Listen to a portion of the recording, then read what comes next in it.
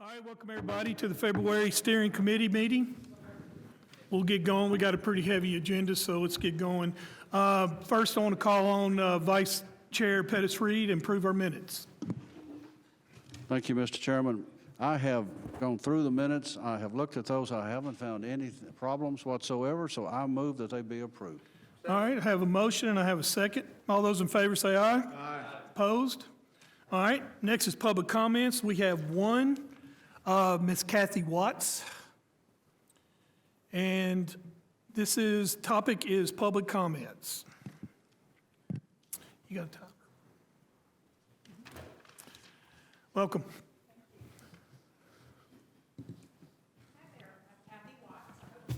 Time that I need to tell you that I live at 2222 River Rock Crossing in Murfreesboro. I spoke at the commission meeting last month asking you to consider changing the rules for public comment to not require the speakers to have to give their street addresses. So I'm here, I saw it on the agenda and I said I need to go make sure this happens. So I just want to reiterate that there's a lot of reasons why people might not want to give their address, and privacy is one of them. Fear of all kinds of things. So I just think it would be better if we gave that address to the person when we call in to get permission to speak and not have to give it here on TV. Thank you. All right.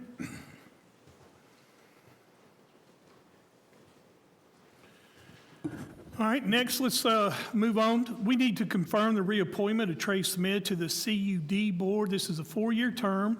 This is a CUD recommends, mayor announces. So we need to confirm Trey Smith. Do I have a motion? So move to approve. Do I have a second? Second. I have a second. All those in favor say aye. Aye. Opposed? All right. Next, we need to confirm the reappointment of Steve Harrison, County Rep to the Rutherford Smyrna Airport Authority Board. This is a 5-year term, March of 2026. County Mayor makes the appointment, Commission confirms. So moved. I have a motion. I have a second.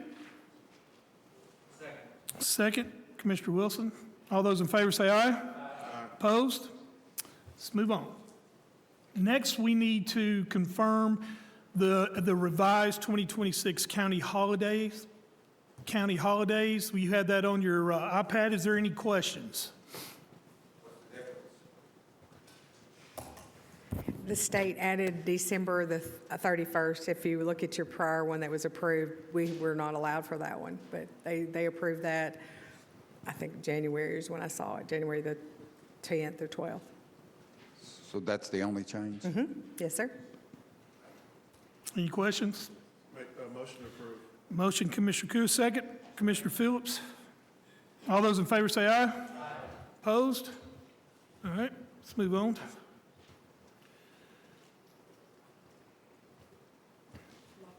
Next is our lobbyist report is Will Denami. He's not going to be here tonight. Tonight is Governor Lee's State of the State address, so he will not be here. I'm meeting with him Friday and the mayor, and I will have you a list of all the bills that are being introduced that has to do with our county, and I'll go over that with him and the mayor, and we'll get you a list together and be able to discuss that anytime that you want. All right, next is our discussion of public comments. So commissioners, go to your iPads under the public comments discussion, and I'll get Nick in on here too. Where me and Nick have spoke on this and to recommend to you is in the red. So you can see the red on the resolution. And I will read this, and if there's any questions, let me know. This is just something that we and Nick in the county attorney's office is just giving us ideas on how to deal with this. So just look at it as this is an option. The intent of this policy is to allow everyone a fair and adequate opportunity to be heard and to see that the time so devoted to the public comment does not interfere with the fulfillment of the regular agenda of the governing body. Individuals may speak to the governing body so long as all requirements contained in this policy are met. Individuals who do not comply with this policy may be denied the ability to speak. Speakers shall conduct themselves in an orderly and respectful manner. The presiding officer may end a speaker's allotted time early and, if necessary, direct that a speaker be removed from the meeting for failure to comply with these rules or with the directions of the presiding officer, including but not limited to the following conduct: refusing to yield or using obscene language intended to incite violence. In addition, any member of the audience who continues to disrupt the orderly conduct of the meeting after an initial warning from the presiding officer may be removed from the meeting. Individuals seeking additional information, clarification, or response regarding matters before the governing body shall direct such inquiries to their appropriate county office or department outside the public comment portion of the meeting. The speaker, this is, and look at this, commissioners, for all sign-in forms, the speaker's name should have the subject matter and the residential address. County of residence will be listed on the sign-in form for administrative and record-keeping purposes. The speaker should introduce themselves to the board by stating their name for the record. Delegations of speakers from the same organization should select one individual to speak on behalf of the delegation. Speakers may not distribute materials, printed or otherwise, directly to a board member during the meeting. If a speaker wishes to distribute materials, the speaker should bring copies and hand them to the board's executive secretary for distribution. Public comments may be recorded or broadcast as part of the official meeting record. Posters and signs exceeding 18 inches by 24 inches are not permitted in the meetings of a governing body due to safety concerns, including obstruction of aisles or exits, and to prevent interference and visibility for members of the governing body. Public comment does not create a right on the part of the speaker to receive a response, answer, or engagement from members of the governing body or county staff. Public comment is intended to provide an opportunity for members of the public to be heard, not to create dialogue or question and answer sessions. Okay, these are the what we went over with the county attorney. So Nick, based on this and what we're talking about, are we saying that they give their address when they call in for public comments, and that necessarily they don't have to give their public address on the, their address in front of the public? Thank you, Commissioner. The answer is yes. That was the idea, so that we still have a log of that for administrative and record-keeping purposes. It's important to the county to know who is speaking, but understanding that there can be valid safety concerns and that they wouldn't be having to announce it publicly while they're being video broadcasted. Okay. So anybody that wants to speak, they need to give their address and residence to the executive secretary before they can be put on the list. Mike? I just have one question, Nick. The commission or whatever committee that a member of the public is making public comments, we will not see their application. Only Rachel or somebody at her capacity at the mayor's office will review that application to speak, right? That's correct. Okay. So my only request or amendment to this would be, would it be possible or acceptable for the speaker at public comments to at least give their district in which they reside? Yeah, if they know.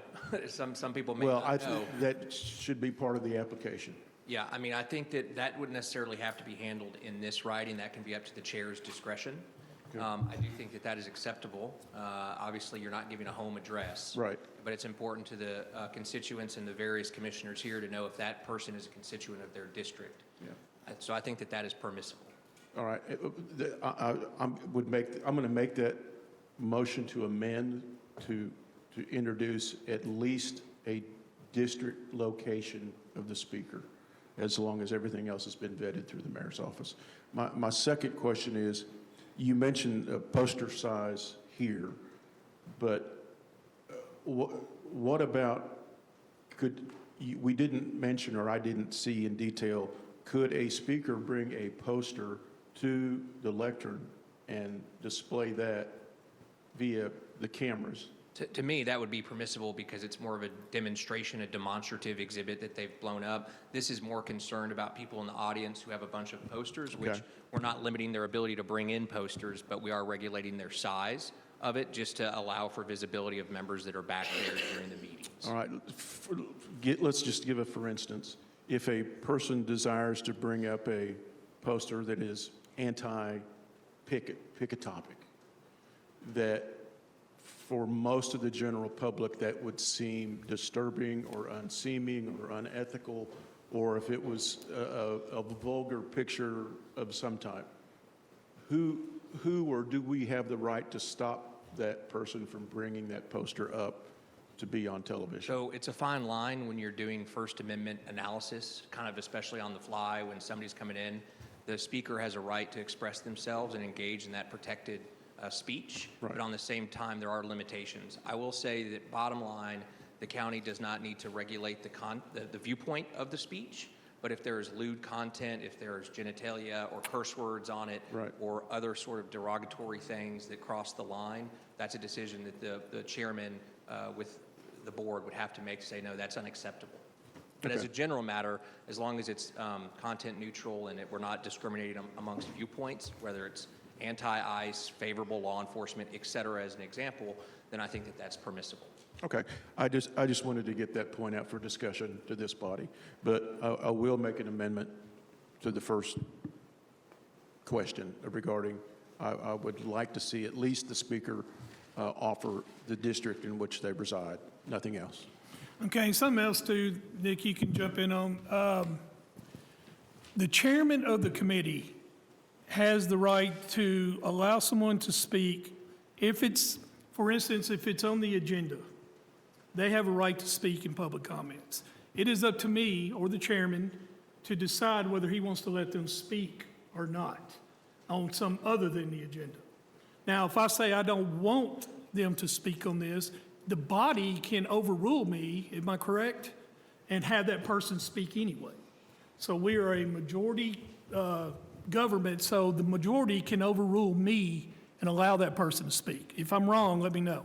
No, that's correct, and can I piggyback on that real quick? This is a topic that Chairman Harris and I discussed earlier today.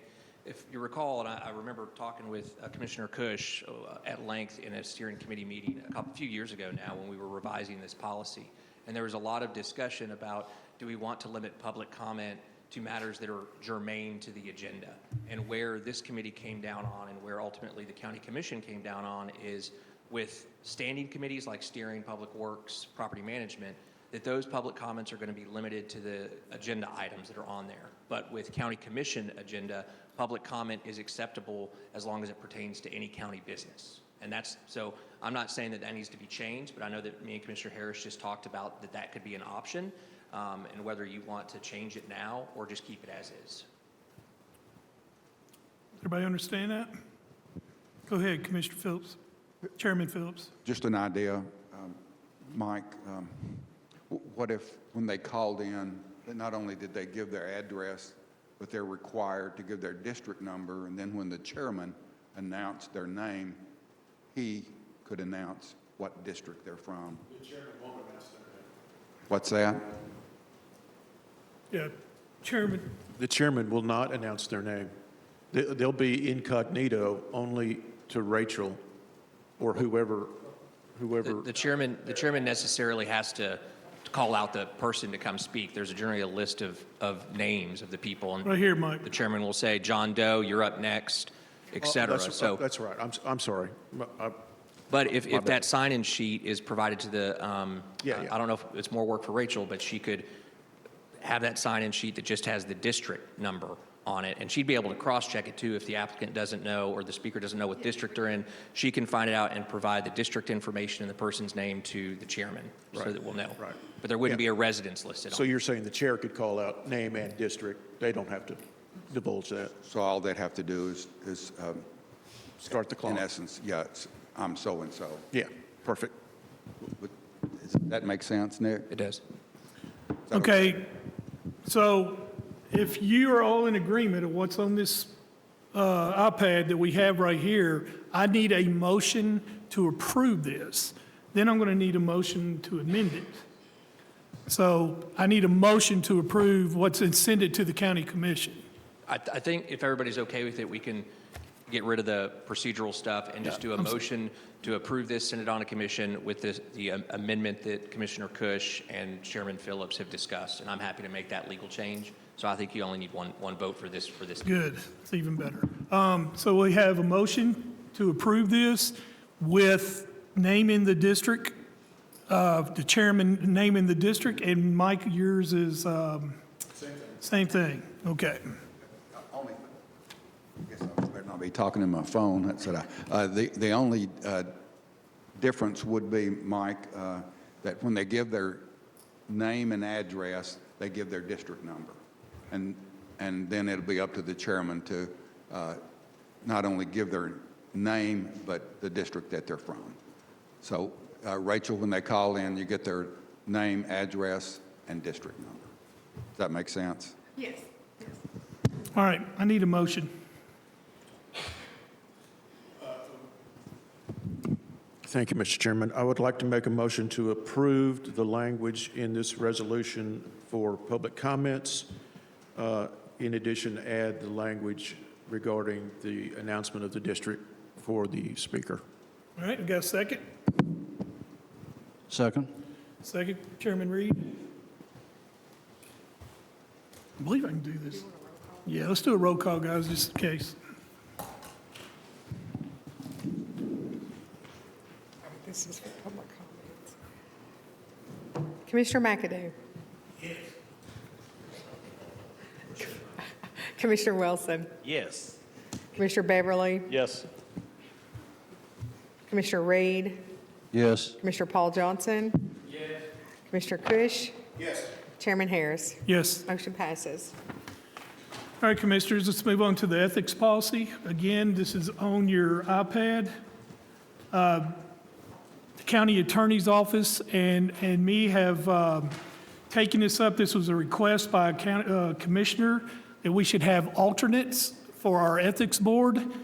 And so we are creating that. Now, what we had to discuss is who chooses the alternates and who it can be.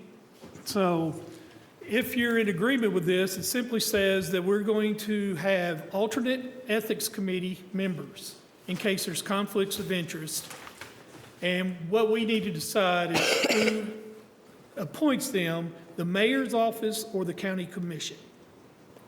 So as far as I stand, I would like to see the county commission to appoint this.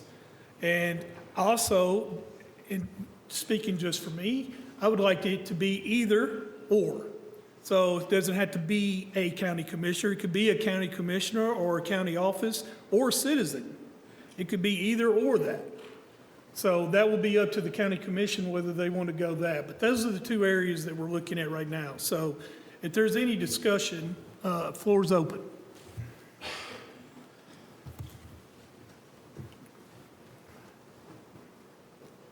Chairman, Commissioner Wilson? because you're referring to the option one, I agree. I think what I like about option one is a couple things. One, the county mayor will appoint the 5 regular members, 3 being from commission. So at this point, the county mayor would do 5. The county legislative body would have the opportunity to vote through 2 alternates themselves. I like the separation of having both executive and legislative branches having some control over the candidates for ethics. I think that's a great, transparent decision. Number 2, we have other committees beyond standing, purchasing, for example, extra committees. So at the time that Chairman Pro Tem and Steering are putting together the committee assignments, certainly need to find out who is available to serve on these additional committees. So it seems like those conversations are already taking place when we do committee assignments. So it makes sense that option 1, for many reasons, I believe would be the right option for us to choose. Okay. I'm going to read this for everybody out there, because a lot of them don't have iPads. In addition, 2 alternate members shall be appointed to a 1-year term by the county legislative body to be appointed at the same time as eternal committees of the county legislative body. Option 2, the county mayor will confirm the county legislative body to serve on the Ethics Committee only in the event that a regular member is unable to participate due to conflict of interest, recusal, absence, or disqualification. An alternate may be designated by the chair of the Ethics Committee to serve on a complaint-by-complaint basis, and while so designated, shall possess the same authority and responsibility as a regular member for that matter only. Alternates shall not participate unless designated to serve in place of a regular member. So, option one is the mayor appoints the alternates, or option two, the county commission does. I'm sorry, y'all got it backwards? Got it backwards. So that's what we need. So Commissioner Wilson, are you wanting your form of a motion? Yes, I would approve this with option one. All right, do I have a second? Second. Have a second. Any discussion? Nick? Just to piggyback, so one of the things that you still have to determine is who is going to fill what role or position that person has that is going to be filling that alternate seat. For your regular members, 3 of them have to be county commissioners. One of them has to be a county officer, or if no constitutional county officer is willing to accept the appointment, then an additional county commissioner. And then the 5th is either a member of a board, committee, commission, authority, corporation, or other instrumentality governed by this policy. So you've already got 5. We've designated who those people have to be. And now with these last 2 alternates, there needs to be a discussion of whether they're going to be county commissioners, if they're going to be others from boards and other committees of the county, or some constitutional officer. Or all 3? We could do that. You could do that. You could pick from all 3. I could include that language, and it gives the county commission the flexibility on a year-to-year basis to determine who's going to be in there. Commissioner Wilson? I like the option of having all 3 to choose from. I think that's a great way to allow the legislative body to have great picks on who they choose. So do I need to add that to my motion? Yeah, just say that you wanted to have the flexibility to allow the county commission to determine out of those 3 pots of people, and just add that to your motion. I move to approve this with option 1 and being able to choose those alternates from all 3 available choices of appointees. I'll re-second my motion. Okay. Yeah, let's do roll calls.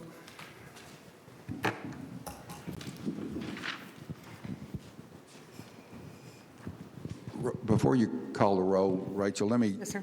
try to get something straight in my mind.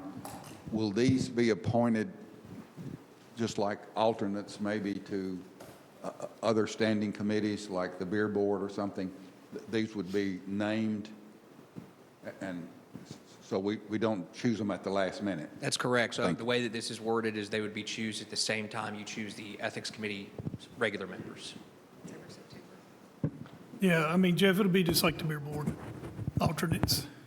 So they would put in applications, am I correct? Once I announce it? Okay. All right, let's go roll call. Commissioner Reed, Yes. Commissioner Paul Johnson. Yeah. Commissioner Cush, Yes. Commissioner Beverly, Yes. Commissioner Wilson, Yes. Commissioner McAdoo, Yes. Chairman Harris. Yes. Motion passes. All right, Commissioners, let's move on. This item, I know this got thrown on y'all at the last second. This is on the Highway Department. Greg Brooks had called me and asked me about this, and it's some stuff that he wants to deal with on his policy. We have our session for the state is going in, and this is a kind of time-sensitive matter. So I'm going to let Greg come up and explain it to you, and then Nick, you comment on this, and then we'll go from there. Welcome, Greg.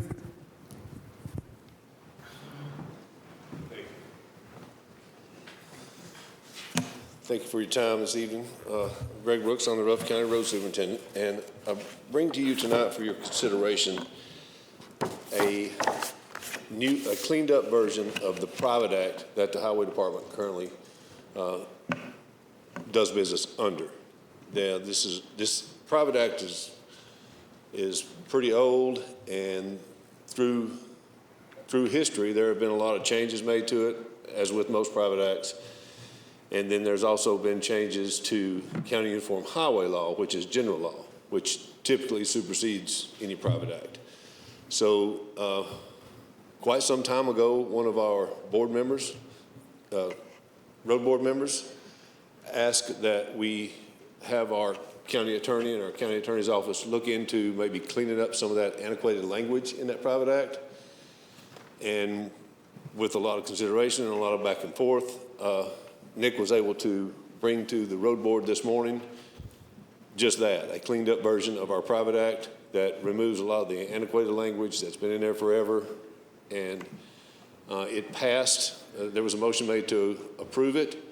It passed with 6 yeses, and 1 person was absent. They had to leave early. So with that, if you have any questions, I'll be happy to try to answer them. If not, I'm sure Nick will help me field the questions. And I know this is last minute, so I do understand that you haven't really had a lot of time for review, but This is just some housekeeping stuff, isn't it, Greg? it is some housekeeping stuff. It also makes some provisions to the highway superintendent's purchasing abilities, and it brings the highway department, the road superintendent's purchasing abilities in line with the way that county general does theirs and state law, as well as state law. So the limits are set to mimic those of the current purchasing provisions that are laid out, I think, Let me go. in 2017 and then again in 2018. Mr. Chairman, I had the opportunity today to actually meet with my road board representative, and this actually come up. I had just been reading it about that, so I got his opinion right off the very beginning, and I think it's a good way to do it. We need to straighten this out. It's been, what, 2002 since the last time it's been straightened, or? Well, there was some several years. amendments made in 2002. It's a 1951 private act, but there have been several amendments made through the years. 2002 was the last one, but that's just to the private act. There's been several. And it's actually brought it to the point where where we redistricted it, that you straighten that out, that's in there too, so I have no problem. Correct, that is correct. Mr. Chair, I agree. I spoke with my road board rep about this today, and they were behind it 100%, and we're glad to see some of these housekeeping measures get taken care of. So I'll go ahead and make a motion to approve. Second. All Mr. right. Chairman, I can't, oh, Mr. Chairman, Mr. Brooks, Yes, sir. first of all, let me be one to say many thanks for the hard work that your family department out there done during all this blizzard. We really appreciate that. And the next thing is, there's nothing in this, there's any drastic changes that has been working very well in the past. Am I correct? That is correct. Okay. This Thank you very mimics much. how we've been doing business, really. This is just, through the years, a lot of this stuff has been addressed at different road board meetings, which you very well could have been part of some of these changes, and there's been a motion made, meeting dates, times, how we elect a chairman, how we elect a vice chair, all those, where we meet, all those things have been addressed by the board at some point in time. And so a motion was made and voted on, and all those minutes exist. So it's nothing new, really. One other remark, I certainly did enjoy the 24 years that I served on the road board. I know how efficient it is. Well, we certainly appreciate your time and effort that you spent there. You made some significant improvements and decisions that will move this county forward in the right direction, and that's really what this does. This is not about the roads. This is about the highway department, and this should outlive me, and so I think it's a good document. And the reason I think Chairman mentioned something about it being time sensitive is because we're trying to get this potentially to the legislative body before the session ends. So that's the reason for the, the late addition to your agenda tonight. Because my assumption would be that, my hope would be that it would leave here with a favorable recommendation and then go to Public Works tomorrow night and then receive a favorable recommendation there to move it. There's responsibility, in my opinion, would be, and Nick can correct me if I'm wrong, would be to move it on to the full commission. All right, we got any more questions? All right, I have a motion, I have a second. So all those in favor say aye. Aye. Opposed? Thank you, Greg. Go ahead, Mike. Just a note, since we're increasing his ability to borrow or to purchase, do we need to be on the board for that? Let's do it to make you, so you feel comfortable with that. I have no problem with that. Can we do a roll call? No problem. Commissioner Beverly? Yes. Commissioner Wilson? Yes. Commissioner McAdoo? Yes. Commissioner Cush? Yes. Commissioner Reed? Yes. Commissioner Paul Johnson? Chairman Harris? Yes. Motion passes. Thanks, Greg. You got a question, Chairman? Yes, it will probably need to go to budget as well. So budget meets Thursday night, Public Works tomorrow night, budget Thursday night, commission the next Thursday night. Nick, I just asked Nick, and Nick said it's wise since we're dealing with increased money, so it probably needs to go to budget as well. All right, well, this is our recommendation for it to go to budget. Is that all right with you? Yeah. Let's just put it through all of them. Well, I think we have. Put it through all of I them. believe we have. I believe we have. All right, are we all good on this? Are you good, County Attorney? Chairman Phillips, you good? Thank you, Greg. You're welcome. While I have the microphone, and the fact that Commissioner Johnson has given me acclimates about the efforts we made fighting this ice and snow and everything, I would like to say, as always, it's not me, it's the people that work out there, and they do an outstanding job. They take it very serious, and it's difficult. When you sit here and think about it, or when you're in the comfort of your living room thinking about it, it's one thing, but when you're in a dump truck in the middle of the night and it's icy, it's different. But I also want to give a shout out, if you will, to all of our other departments that were so instrumental in keeping our roads open. We have the Sheriff's Department, we have the Fire and Rescue and EMA, and they all did an outstanding job of coordinating all these efforts and keeping our roads open. We couldn't have done this without their help. We had trees going down on every road in this county, so without them out there running chainsaws, we would not have accomplished what we did. So shout out to everybody else. Thank you, Greg. Mr. Chairman, before he gets away from there, let me say that when I'm sitting here and I look over here at Commissioner Beverly, when you take District 6 and District 8 and put them together, we've got a whole lot of county roads where we are. We can't go anywhere without going down county roads. And I know when I drive out there and I see those trucks belong to the county and see what you're doing out there and keeping those roads going, and especially in conditions like we've had right here, and then you drive over in another county next door to us and see what's there. It makes you pretty proud of what we've got going here, and we appreciate what the people that work for us in the Highway Department, we need to be very respectful to that and how hard they do work there. I know this time was a weather condition that was totally different from anything that you really expect to see. When it snows, and then when it turns to ice, and then when it rains, I was still looking at places on my farm that you can see where the water from that rain come across and it froze. Mm-hmm. It's still there today, and we had 40-something degree temperatures. Well, if there's shade on those roadways, it's still going there now. But But I do appreciate you, and especially by the, like I said, the number of roads that we have out that direction.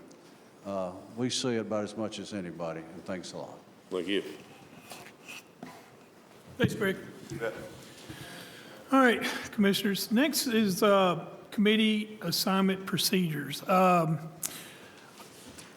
me explain why this is on here, and then also I want to have somebody come up and talk. One of the problems that I'd had was trying to get the PBA appointments. I had requested the mayor's office, and we were not getting those done. So I brought this before to have this committee discuss what we can do in case something like this happens and people are not getting appointed. Nick and Chairman Phillips met with this. They handled this. I asked them to look into it. They did it. Thank you, Jeff. And the mayor will be appointing the PBA people next month. That's what he said, okay? So I'm going to, the part A of this, I'm going to move on from because that has been addressed.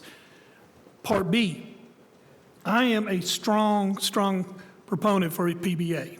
And the reason I am is because it's a transparency arm of this government. And a lot of times, a lot of discussions, people are not understanding what a PBA, the number one thing they say about the PBA is it costs money, extra money, and that's one of the reasons that we don't want to use them. I've asked the chairman of the board of the PBA, Greg Wisnowski, and I'm asked their attorney, Brick Murphy, to come up and to talk about the financial part of this and how it pertains to our contracts and that. So Brick and Gary, if y'all don't mind coming up.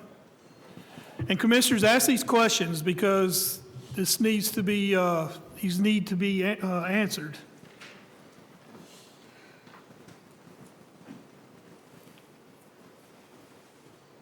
And Gary, you did apply to be back on the PBA, right? I replied to you on, what's that, Chairman? To be reappointed back to the Yes, PBA? yeah. Okay, Ms. Rachel's got me back. thank you. Go ahead. Counselor, would you like to lead? You're the No? chairman. Fair enough, okay. Steering Committee, thank you for hearing us this evening. We're here at the request of Commissioner Harris regarding the PBA. Some folks, it seems, still today don't fully understand what the PBA does, the reason it was established, and what we add in value to the county. On county projects that are being built and or remodeled, what have you, it's a PBA's job to look over, watch over those contracts. Since I've been chairman, and I pleaded with this board a couple times and also of the budget board also, in that I don't think the county is using the PBA to its full potential. Meaning that at times that we would receive projects that were already designed, the civil work was already designed, structural work was already designed. At that point, we have very little input other than actually just watching over the project as another set of eyes. With the people that are on the PBA at this time, if they're so reappointed, we've got a lot of firepower.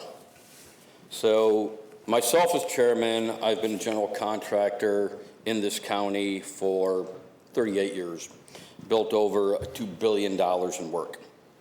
We have Mr. Don Lester, who was on the board. He recently resigned, but he was on there for about 8 years. He's a construction remodeler and builder here in Rutherford County. Bob Warren sits on our board. Bob is a structural and civil engineer. He's been here in Rutherford County, oh my goodness. Well, Bob was born and bred here. He's been running his engineering company for, I believe, close to 40 years. The county has hired Bob to look at projects for them, right? Bob is a civil engineer, a structural engineer, so he understands the business. Sean Holt is a large framing contractor. He has built many of the large buildings in this town. Brad Fowler is a licensed real estate professional that understands the value of property.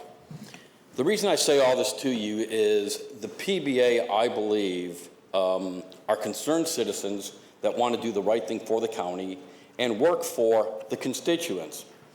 What we've done in the last few years was to watch the county's checkbook, which is the citizens' checkbook. It's very concerning to us, especially when we were involved in projects during COVID where prices were running rampant, and somebody had to bring this back into control.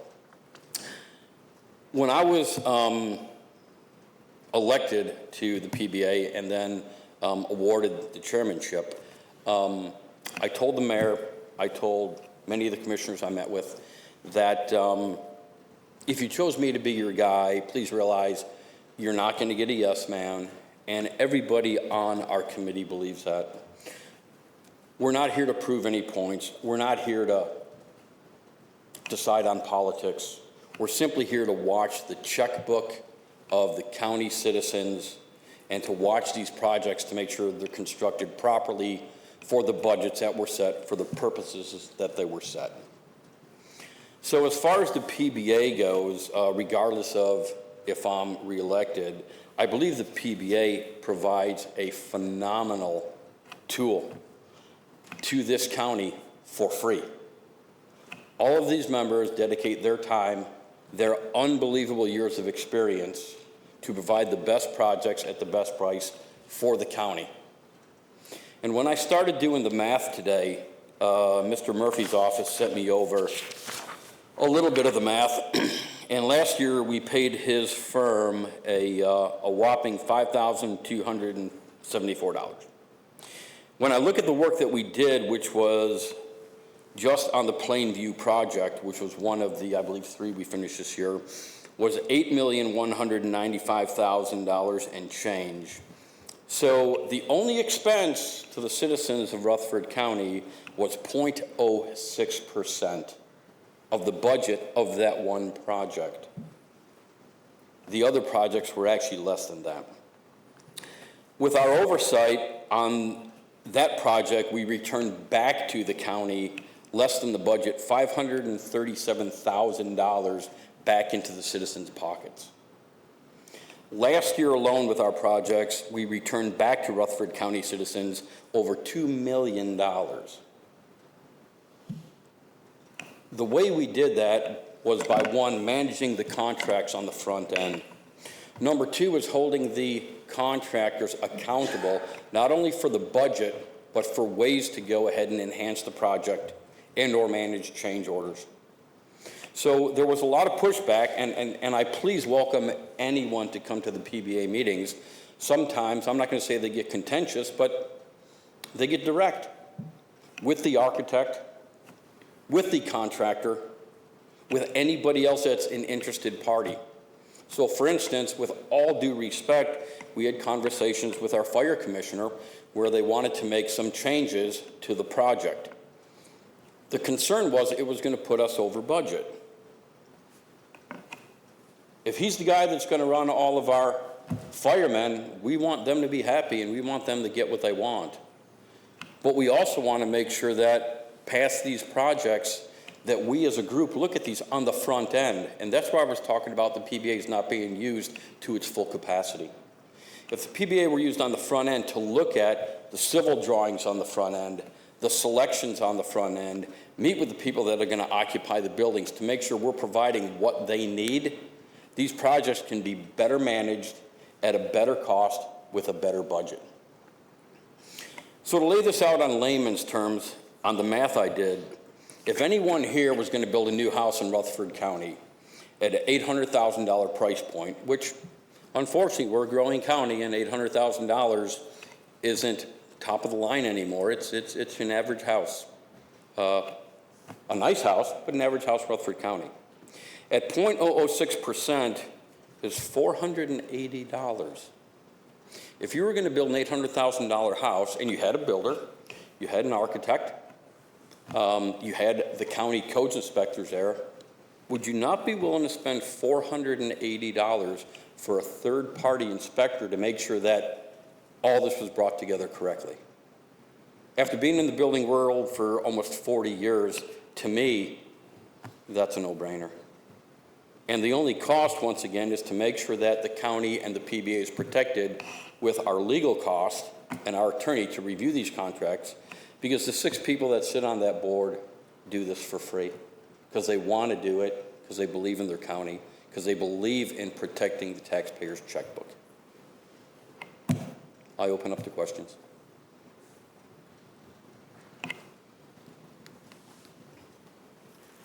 Well, Mr. Chair. Gary, thank you, first of all, and Brick, thank you. I've served on the PBA for 6 years. That's how I got my political teeth cut, and your father was our attorney for those 6 years. Many fond memories. And Gary, yes, they can be contentious, because for the Pause building, which was one of my projects, I basically told that architect that he was the worst architect I'd ever seen in my life, and tried to get him thrown off the job because he was truly an idiot. But regardless, I'm not sure why the mayor has not really supported you guys in this term. There are projects that you should have been brought in from the very get-go. The obvious one that comes into my mind is from our solid waste side at our transfer station. You know, the mayor even wanted to hire a project manager, and Sonya can attest, we had a line item for a project manager to hire for the county, which would have basically replaced the duties of the PBA. So that would have been an added cost. We never filled that position, but that would have been an added cost that you guys do for free. Now, I've asked Nick many times why in the world you guys don't get compensated for what you do, but apparently there's some kind of a state law there. But maybe somewhere, somehow, we can get you all a percentage of what you save on. I mean, I know, but 6 years, man, I know it's a lot of time. You spend a lot of time. And it's your gas. You go back and forth to job sites, and I get it. I get it. But I want to thank you. We're here to help. I understand the commitment, and Brick, I understand the commitment that you guys have to put in to cover everybody's rear end from a legal standpoint. If you need support, Gary, you and your group, we are happy to. I won't speak for the whole committee. I am happy to do that, and I'll rattle whatever cage that needs to be rattled to get you guys back where you need to be. Because for you to look over a job at the end, you have no ability to adjust and use your expertise on the front end. We've got a jail coming up in the years upcoming. These guys would go out and solicit engineers, architects, general contractors to bid. We would do hard bids, and we would hold them to that. I mean, from cradle to grave, they would watch a job birth and die. And we did value engineering constantly. They review change orders. They agree on change orders. And ultimately, I remember we did Blackman High School, we did Siegel High School. Ultimately, we would always bring back millions of dollars that we saved in value engineering would come right back to the general fund, I guess. But I want to thank you and your current group that serves. And Mr. Chairman, if you tell us what you need, you tell me what you need from this committee if we need to start picking PBA members, let's do it. If the mayor has been slack on doing that, I'll shake his face mask and tell him that this is an important deal. So, well, I think we got that matter resolved, and I think it's resolved. We have a jail coming up, you said, and I think budget is going to be hearing about a $600,000 engineer. And I just feel, and I've said this one time, I've said it for 8 years, there's nothing wrong with transparency in local government. Transparency is a good thing. So that's why I've always been a proponent of the PBA, and I think they should be overseeing these. Is there any more questions for Gary and Brick? Commissioner McAdoo. Thank you, Mr. Chairman.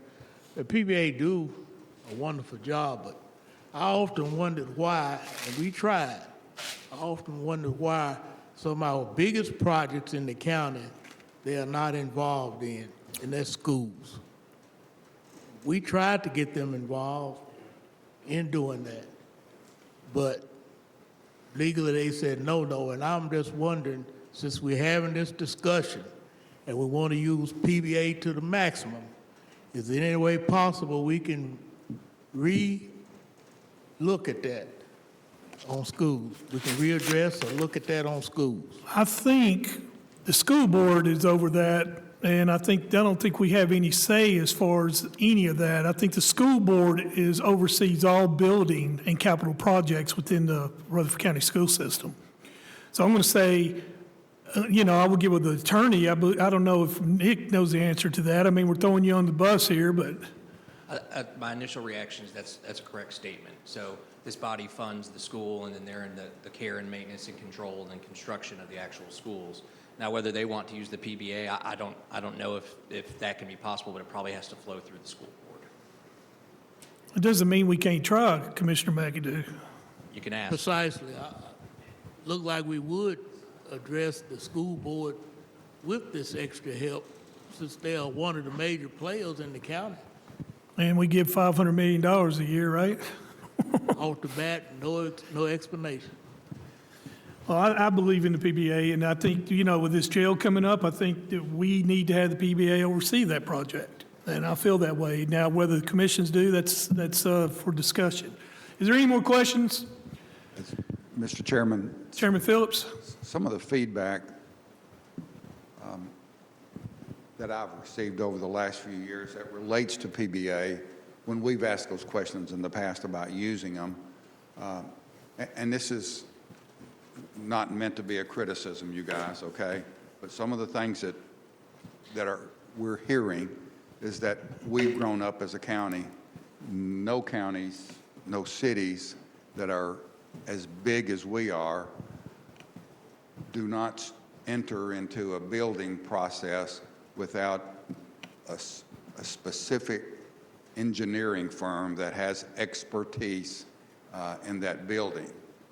And from that perspective, running different contracts and proposals to the PBA would slow the process down tremendously, because they only meet once a month, when the specialized engineering firm could make decisions and run change orders through in a relatively short period of time, days versus months. The other is that additional particular expense that comes through. We're talking about a $5,000 expense on an $8 million project. But when you're talking about a project that maybe relates to a jail, which some of the things that we're hearing, I think Pettis is somewhere in the neighborhood of $400 million, that additional expense would be considerably more than that.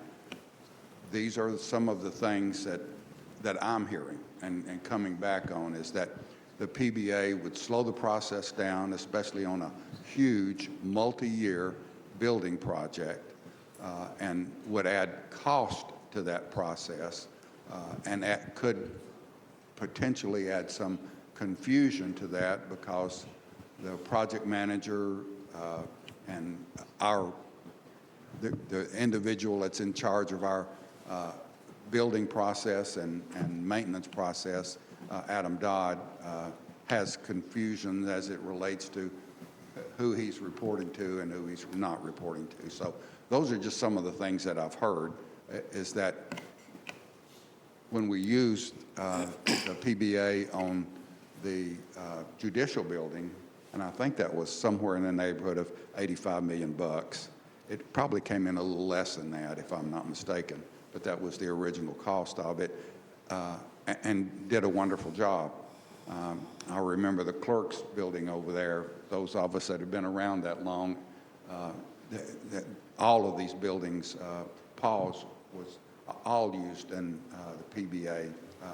But from information that I'm hearing now, the process moves more efficiently, more financially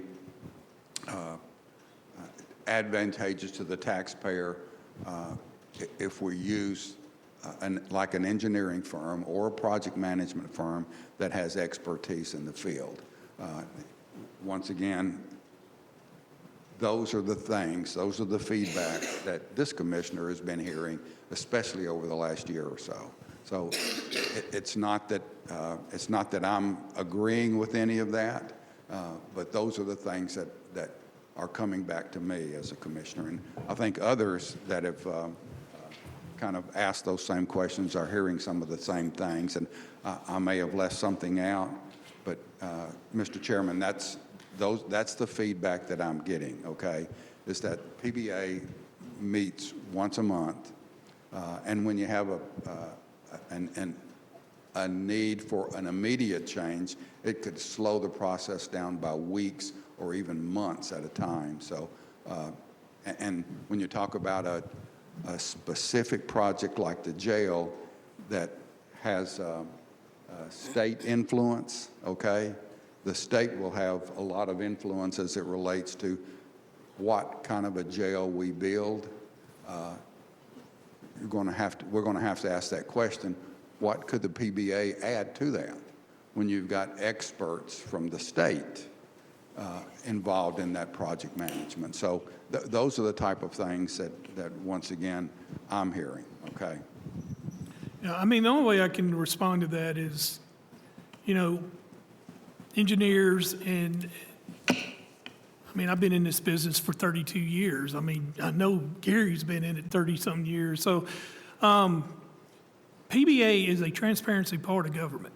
I mean, who's overlooking the engineers? Who's over in the county's interest? And those are the things that, you know, we have, Bart Klein does a good job. Bart Klein's a good, you know, but we got to have people also to overlook some of these departments and companies. And I'm not trying to say anything negative, but we got to have some type of transparency for this government. You're talking about $500 million. We're going to double what our debt is. And I mean, that's a lot of money. And then I would like to have somebody working for the county overseeing all that. So that is something for commissioners to deal with individually or however collectively they want to do that. So do y'all have anything y'all want to add to that? If it'd be okay with the commissioners here if I address those questions? Sure, Okay? absolutely. Perfect. Okay. Absolutely. So the one thing I've always guided my life and my business by is if you fail to plan, you plan to fail. And I've seen this even on the projects that we've worked on because we weren't involved in the get-go.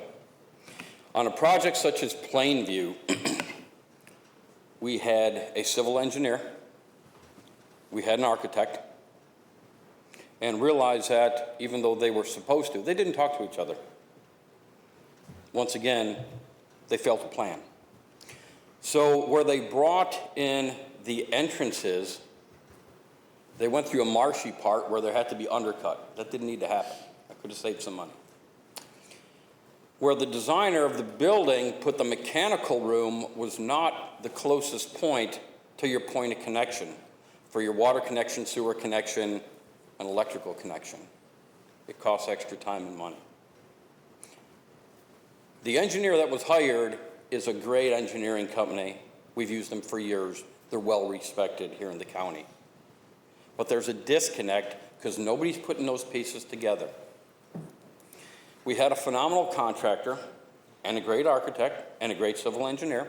On the Plainview project, we as a planning commission, as a PBA board, looked at it and said, how can we prevent the issues that we had on the one-stop building, which was over $150,000 in undercut because of soft soils.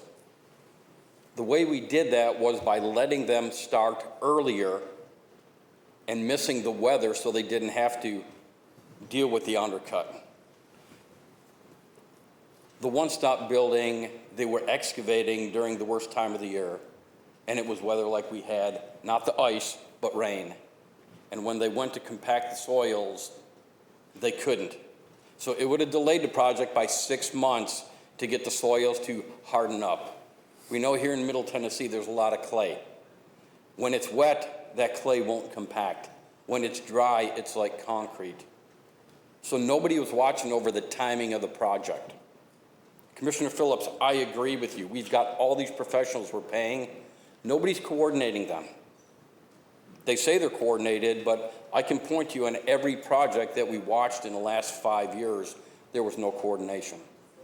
We have pushed back against the architect, against the builder, and against the civil contractor, or the civil engineer, of why did you do it this way? Well, I don't know. Nobody told us to do it different, which is where I come to doing this on the front end. Will the PBA slow it down? No, it'll actually make it faster.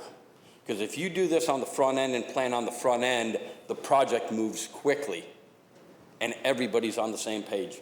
If you've got 4 different entities not talking to each other and not coordinating this, then the project gets delayed. There's change orders. There's issues coming in that should never happen on that project. When we talk to the architect on these public safety buildings, I would never say anything bad about them. They've done a great job. Their team did a great job. However, when we questioned them of why they designed things certain ways, the answer was, well, we didn't have any instruction of where to put things. I mean, we just designed a building. Did you talk to the civil on what would be the best way to enter this building? What would be the best way to bring utilities? What would be the best way to bring drainage? No. They simply came up with a site plan and we stuck a building on it. For multi-million dollars in cost to the county taxpayers for these people's services. They did nothing wrong. They just didn't coordinate it, which is why I was saying we need to be involved. Somebody needs to be involved. Even if I'm not on the PBA, that's okay. Somebody needs to watch over this for the county. If the county truly had a board, a construction board, that did what the PBA does, that'd be fine. But you're looking at 6 people at $150,000 a year, so does the county want to pay $1 million a year or get free services from guys that do this every day and love their community? As far as Adam Dodd, I've had countless of communication with Adam. I said, Adam, are you involved on the front end when they're building these buildings? And he said, no. I said, so what, they build the buildings, they hand them to you and say, good luck? And he said, well, yeah, kind of. I mean, I'm involved in the middle of it. But I said, so nobody contacts you or your people to say, how can we best maintain this building? What's the best way and cost-efficient way to maintain this building? What are the best products to put into this building that where we've seen other ones fail over the years? Are you consulted on this? I said, nope, never. So we're handing him a bushel basket going, I hope it works. There's no communication on the front end. That communication, and a good friend of ours, Mr. Blake Smith, when he was in business, he was a design build firm. I learned a lot from Blake. I applauded what he did. If you went to work with Blake, he would take a look at the plans on front end, and the architects didn't like Blake, and the civil engineers didn't like Blake, and some of the other people involved didn't like Blake, because he would pick it apart and say, this is not the most efficient way to build this. This is not the most cost effective. You're not using the materials that will last the next 100 years. When they were done, they came up with a very efficient plan. I believe the PBA can do that without any cost to the county, other than making sure we don't end up in that jail that you guys are going to build. We got to stay legal. We got to stay above board. We got to have contracts that work. But once again, I'm not here politicking for me. I mean, you know, with what I get paid for being on the PBA, it didn't raise my tax bracket, so I'm good. And I don't want to be paid. I want to give back to the county that has treated me so well. But with that being said, I believe the county has this unbelievable resource that they're not using to the degree that they could to put money back in the taxpayers' pockets and build them the buildings that will stand for hundreds of years and be proud of. Anything else?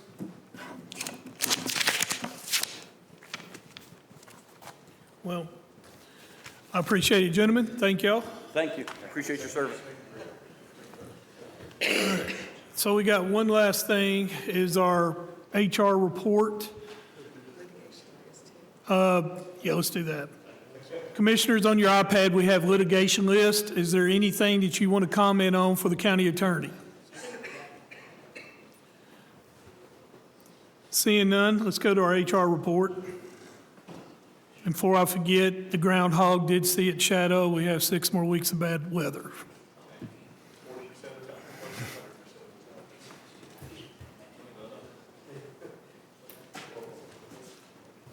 Good evening.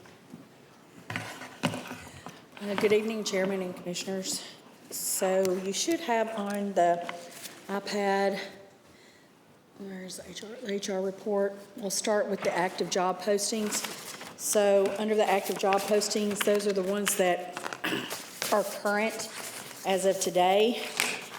And we have several of those. That's just for your viewing to look at, and it's how many people applied, and this was as of yesterday.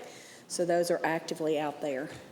The next item on there is the job postings from the month of December. As you recall, we always do this report a month behind, so this is for the month of December. This tells you which jobs were posted in the county, for which openings that we had, and how many applications we received for that.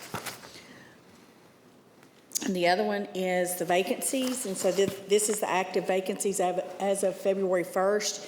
Tells you by location, and it tells you when the position was vacated, and then what the title of that position was.